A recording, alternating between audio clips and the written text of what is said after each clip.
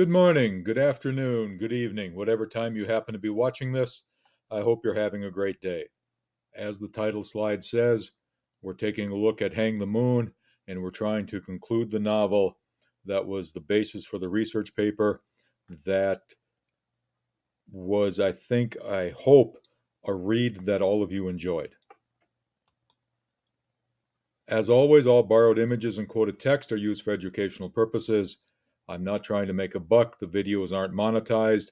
What I'm trying to do is help my students who miss class have an idea of what went on during the lecture and during the discussion. Some general housekeeping for my class. Please remember to check the tentative schedule on Brightspace. If you want to know if we're having conferences or a regular class, if you want to know when something is due, check that. For example, I've made some changes on the conference writings. Those are now due the 20th. The research paper is due the 24th. And just a quick reminder, we have two quote unquote big assignments left. The connection paper, which I think is as important as the research paper, and the cold dish analysis, which will be, again, I think, an in-class sort of thing that we'll work on, just as we're going to try to do in class with Hang the Moon. I recently kind of came across a couple of questions that we're going to talk about in class and that I think everybody should think about. This first one is just the idea of, are we still able to give deep attention to things? Are we still able to engage in culture when we are all really so distracted that I don't know if we can listen to a song anymore? It's a quote from an article I recently read, but I think it's important. How are we able to engage in culture? And if we can't engage in culture because we're all too distracted, how can we communicate with each other? Next, the question about why novels. I'm trying always to justify the idea that novels can be the basis for how we think. And the same article that posed the question about can we still engage in culture points out correctly, I believe, that novels force us to walk through another's thoughts one word at a time. In other words, we, in a lot of ways, are like Spock from the 1960s TV series Star Trek, the original series, and we can do the mind melds. And when we do the mind melds, we share our minds for that time with the writer. And not only do we share our minds, the process of sharing our minds recreates someone else's thoughts inside our own minds. And because we can do this and read, we get someone else's thoughts inhabiting our mind completely. We may like it, we may dislike it, but I think that's what happens. And I really think that that's an important part about reading, whether it's novels or whether it's about texts for a class. And the difference and why I think novels, are important is that books are not just transfers of knowledge. They allow us to try on foreign ideas and emotions and see if they fit us. They're not just an academic thing about here's what you need to know. There's an emotional link with the ideas. We are forced to think. Which brings us back to one of those presentations I started class with. Hang the Moon, in a lot of ways, is about thinking. Alan Jacobs said that it's grasping as best you can with all available relevant senses what is. We see Sally having to confront what is when Gloria tells her for the first time that Abraham and the Duke were both the Colonel's sons. And she has to be confronted with the fact that she is not always as good at seeing things as she wants to. be, and she's not good at seeing things she doesn't want to see. She should have been able to pick that up. People around town had picked that up. People knew it in general that that was part of that was, a situation that had happened, and yet she was unable to see it. And now she had to grasp as best she could what is. She had a whole new set of family with Abraham's children. Next, it's this idea of knowing when not to go it alone and whom you should ask for help. It was a struggle she had throughout. Trusting the Duke, trusting the Duke's voice and stories and advice that she had heard when she was a young girl. Now she's 18, 20, 21 years old and trying to remember that and trying to trust herself that she knew everything that she needed to know. And then to trust people like Cecil. Later on, she's trusting Raleigh. She's trying to get Tom to be her counselor and advisor. And she's always trying to fight to make sure somebody's going to help her out.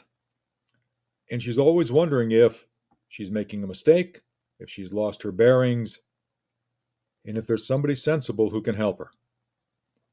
That too is part of thinking. And so we have a character who spends a lot of the novel doing what Alan Jacobs says thinking is. And if we can let that character for a little bit inhabit our minds, we too perhaps could start thinking about, and I hate to do this sort of thing, we too could start doing more thinking about thinking and our process of coming to conclusions, struggling with what might be, knowing when we should go it alone, knowing when we should ask for help, and knowing when to not go it alone. The other thing I think that the novel does exceptionally well is run through, in the 350 pages, an examination of things that matter to each and every one of us. In class, I'm going to ask students to talk about this for a little bit, but on the presentation, let's just run through it all. Some people are going to tell me family. Some people are going to tell me friends. Some people are going to be, I just want to have fun. Some people are going to talk about status, about moving up in the world. For them, that status is going to be the good job, lots of money, awesome stuff, true love, the perfect body, the perfect grades, all of that sort of thing, so that they're on the dean's list, and all of that sort of stuff is going to be part of the status for them.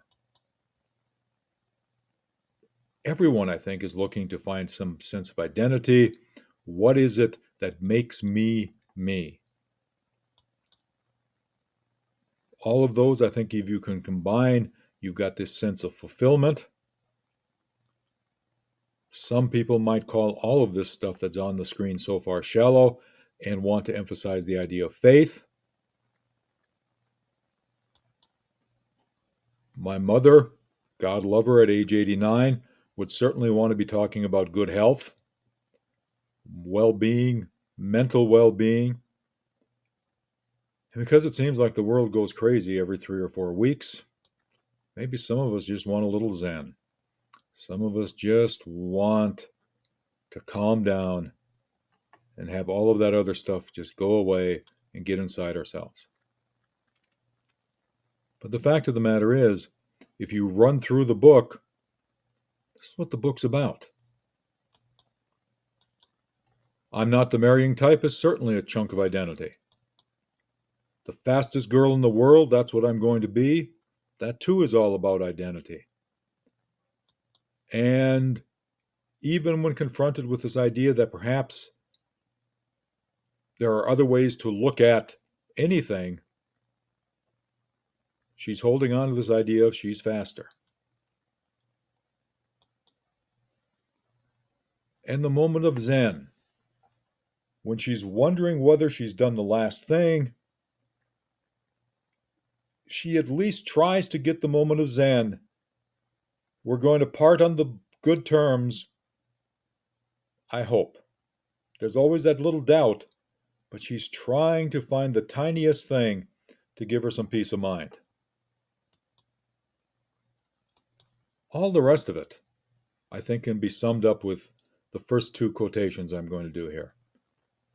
The faith in her father, the Duke, that he hung the moon, scattered the stars, and that because she had that faith in him, there were lots of things she didn't want to see. And so she ignored them and just hung on to the faith that he hung the moon and scattered the stars.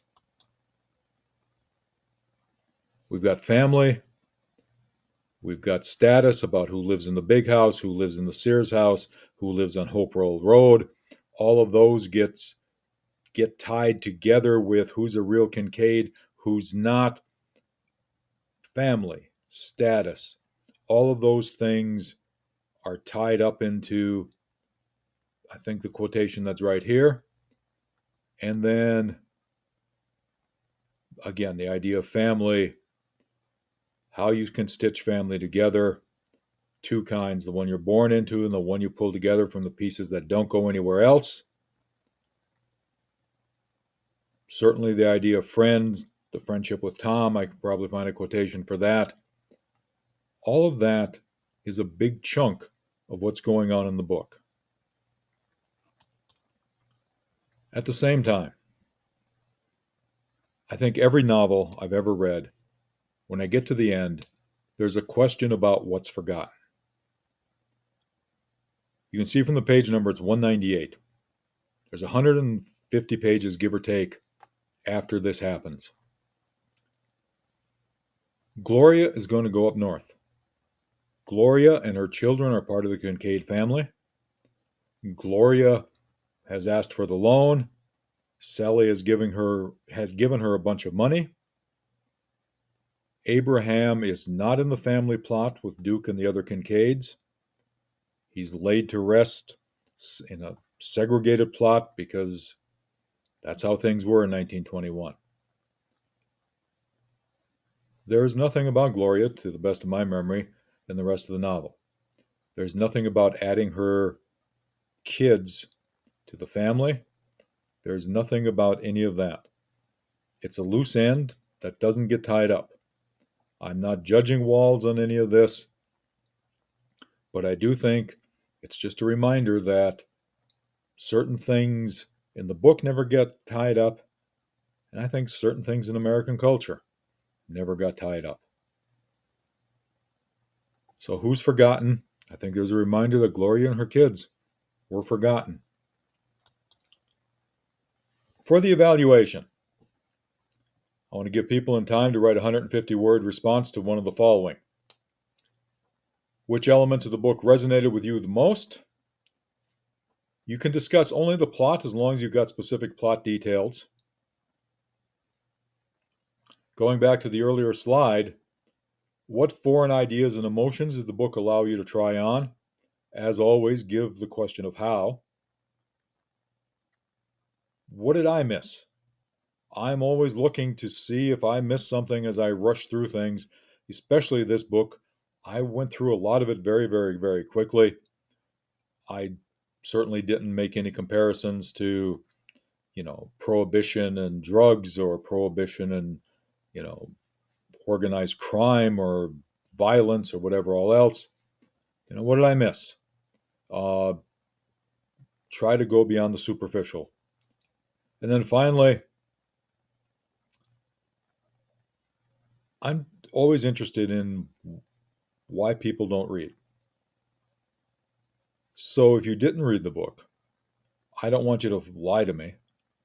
I just want you to explain why the subjects of the book aren't worth reading about, why it's not worth the time thinking about things that I'm fairly certain everybody thinks is important.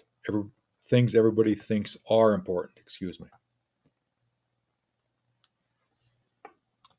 Quick reminder, I'm going to ask you to look at a quick thesis. It's going to be in class, so I want some support with the book, with specific evidence from the book or specific evidence about why this isn't worth talking about. Try to double check the errors. But again, this is an in-class thing. So do you have a good idea? Do you have some supporting details? Those will be the big things I'm looking for. And then quick sources, obviously Hang the Moon with a ton of quotations. And the article I referenced was a Hugh McGuire article, Why We Can't Read Anymore. Hope to see you all in class the next class period. Hope everybody has a wonderful day.